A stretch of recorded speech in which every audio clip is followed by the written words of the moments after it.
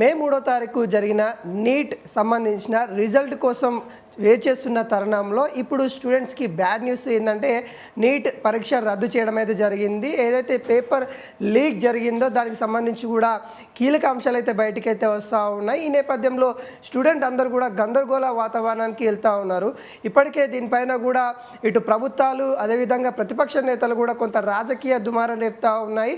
ప్రభుత్వ వైఫల్యం దారినే నీట్ సంబంధించిన క్వశ్చన్ పేపర్ లీక్ అయిపోయింది. పరీక్ష రద్దు చేయాల్సిన పరిస్థితి వస్తుంది. దాదాపుగా 24 లక్షల మంది జీవితాలతోని విద్యార్థుల జీవితాలతోని ప్రభుత్వాలు చెలగాటలాడుతూ ఉన్నాయంటూ ఇటు రాహుల్ గాంధీ కూడా ఘాటుగా విమర్శించిన పరిస్థితి కనబడతా ఉంది. అయితే ఇప్పుడు విద్యార్థులకి ఎవరైతే స్టూడెంట్స్ ఎగ్జామ్ రాసిన వాళ్ళు ఎవరైతే ఉన్నారో వాళ్ళకి ఇప్పుడు తలెత్తే ప్రశ్న ఏంటంటే ఇప్పుడు మేము ఏం చేయాలి అనే ప్రశ్న తలెత్తా ఉంది. ఈ సమయంలో మేము మళ్ళీ అప్లికేషన్ పెట్టుకోవాలా లేకుంటే మళ్ళీ రిజిస్ట్రేషన్ చేసుకోవాలా, ఏంటి మా పరిస్థితి ఏంది అన్నట్టుగా వాళ్ళు కొంత విచారం వ్యక్తం చేస్తున్న పరిస్థితి కనబడతా ఉంది. ఈ పేపర్ లీక్ సంబంధించి కూడా రాజస్థాన్, ఉత్తరప్రదేశ్ సంబంధించి కీలకంగా అక్కడ ఉన్న వ్యక్తులే దాదాపుగా 13 మంది కూడా ఉన్నట్టు కూడా తెలుస్తూ ఉంది. వాళ్ళని పోలీసు వాళ్ళు కూడా కేంద్ర బలగాలు కూడా వాళ్ళని అరెస్ట్ చేసిన పరిస్థితి కనబడుతుంది. అయితే ఈ సందర్భంలో పేపర్ లీక్ సంబంధించి దాదాపుగా 140 క్వశ్చన్స్ లీక్ అయ్యాయన్నట్టు కూడా తెలుస్తూ ఉంది. వీటికి సంబంధించి కూడా విద్యార్థులు కొంత ఆందోళన చెందుతూ ఉన్నారు. దాదాపుగా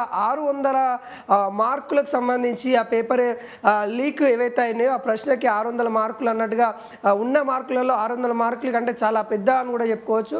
అలా లీక్ అవ్వడాన్ని కూడా చాలామంది కూడా విమర్శల వర్షం గుప్పిస్తూ ఉన్నారు. అయితే ప్రస్తుతం విద్యార్థులు మాత్రం ఎవరు కూడా ఆందోళన చెందకండి, మళ్ళీ ఎగ్జామ్ పెడతాము, ఎటువంటి రిజిస్ట్రేషన్ అవసరం లేదు, ఎటువంటి అప్లికేషన్ కూడా అవసరం లేదు, కొత్తగా హాల్ టికెట్లు ఇచ్చి కొత్తగా పరీక్ష పెడతాము, గతంలో ఏ విధంగా ఎగ్జామ్ రాసిరో అదేవిధంగా మళ్ళీ ఒక ఎగ్జామ్ అయితే ఖచ్చితంగా ఉంటుంది అన్నట్టుగా ఇటు ప్రభుత్వం అయితే చెప్తా ఉంది. అయితే ఇప్పటికే చాలామంది కూడా వెయిట్ చేస్తూ ఉన్నారు. ఏదైతే ఎగ్జామ్ రాసి 10 రోజులకు పైన అయింది కాబట్టి రిజల్ట్ వస్తుందని కూడా చాలామంది వెయిట్ చేసే సమయంలో ఇప్పుడు ఇలా కావడం చాలా బాధాకరంగా ఉందంటూ చాలామంది కూడా ఎగ్జామ్ రాసిన వాళ్ళైతే కొంత ఆవేదన వ్యక్తం చేస్తూ ఉన్నారు. ఎవరైతే మెరిట్లో వస్తామని కూడా ఆనందం వ్యక్తం చేశారో, ఈ క్వశ్చన్ పేపర్ మేము చాలా బాగా అటెంప్ట్ చేస్తాం కాబట్టి మేము మెరిట్లో ఉంటాము, మేము డాక్టర్ అవుతామనే కళ ఎవరైతే ఉంటుందో వాళ్ళకి ఇది బ్యాడ్ న్యూస్ అని కూడా చెప్పుకోవచ్చు. అయితే ఖచ్చితంగా మళ్ళీ ఎగ్జామ్ పెడతాము, గతంలో ఏ విధంగా ఎగ్జామ్ రాశారు మళ్ళీసారి కూడా ఎగ్జామ్ రాయాల్సి ఉంటుంది, ఎవరు కూడా